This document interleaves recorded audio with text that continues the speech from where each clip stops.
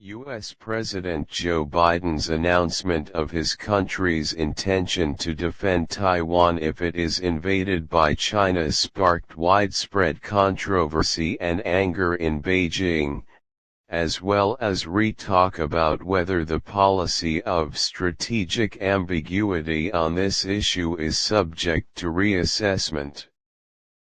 When asked in an interview with CNN, Thursday, whether his country would act to protect Taiwan in the event of a Chinese invasion, U.S. President Joe Biden said, "Yes, we have an obligation to do so." The comment infuriated Beijing, whose foreign ministry said on Friday that it would not concede or accept any settlements on issues of core interests and sovereignty and territorial integrity. Washington cooperates with Taiwan on the basis of the bilateral relations law, which dates back to 1979, and provides for providing the island with the necessary weapons to defend itself, but it is characterized by some ambiguity regarding military intervention to protect Taiwan. Taiwan and China split in 1949 when nationalists led by Chiang Kai-shek fled to the island to form a separate authoritarian government after losing the mainland's civil war to Mao Zedong's communist, an AFP report said. Both sides claimed to represent China, and during the first 3 decades, the conflict raged, with China regularly bombing Taiwanese islands close to the mainland. But the accord began later, followed by a tacit agreement in 1992 in which the two sides settled on the existence of one China but disagreed over what that meant. Since then, a more distinct Taiwanese identity has emerged that sees the island as a de facto independent country with a separate destiny from the Chinese mainland. Beijing hates President Tsai Ing-wen of the ruling Democratic Progressive Party because she considers Taiwan a de facto independent state and not part of the One China concept.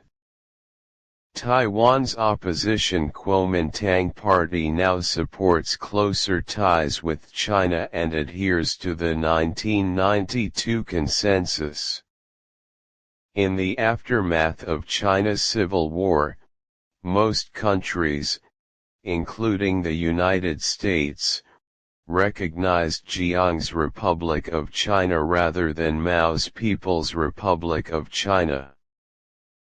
But that began to change in the 1960s and 1970s when it became increasingly clear that the nationalists would never return to power in the mainland, and relations with Communist China were necessary. Countries began shifting diplomatic recognition to Beijing, which Washington did in 1979. But they maintained a carefully calculated and deliberately opaque attitude toward Taiwan and what ought to happen to it. The military component of the American approach is known as strategic ambiguity. In the run-up to the 1979 diplomatic shift, the United States had not made Taiwan an ally of the grade of Japan and South Korea, pledging American forces to step in to defend these countries in the event of an attack.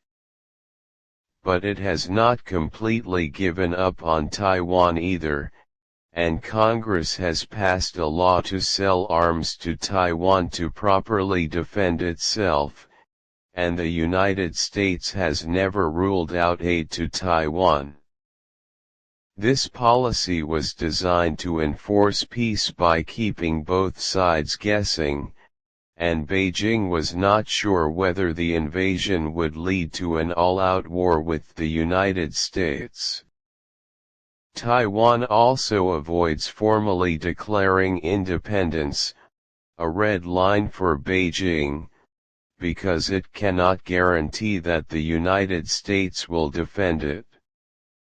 The United States also maintained a similar ambiguous political element toward Taiwan, recognizing the One China policy and considering the People's Republic of China as the sole legitimate government of China.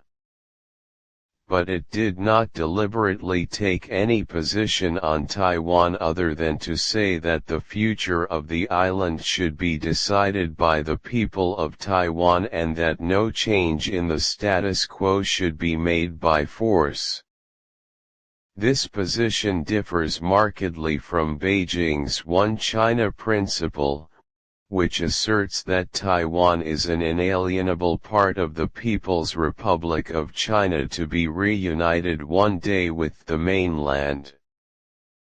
There are serious debates among experts about whether strategic ambiguity has fangs in an era of strong rule China that has modernized its military to the point where it could overrun Taiwan. Under President Xi Jinping, China has become visibly more aggressive toward Taipei in recent years, and has made reclaiming the island a key promise as he seeks a third term next year.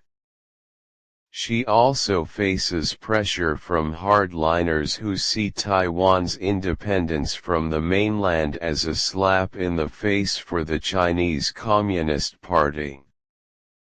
The military has intensified its invasion simulation exercises, as Chinese fighter jets and bombers routinely fly into Taiwan's air defense zone. For decades, no one believed China had the military capability for an amphibious invasion of Taiwan, but Taiwanese officials now fear that it may soon be possible. A growing number of U.S. experts argue that Washington should turn to strategic clarity, which holds that the U.S. military will respond to the invasion of Taiwan, even though Washington will not take a position on the island's status. Those who advocate continued strategic ambiguity argue that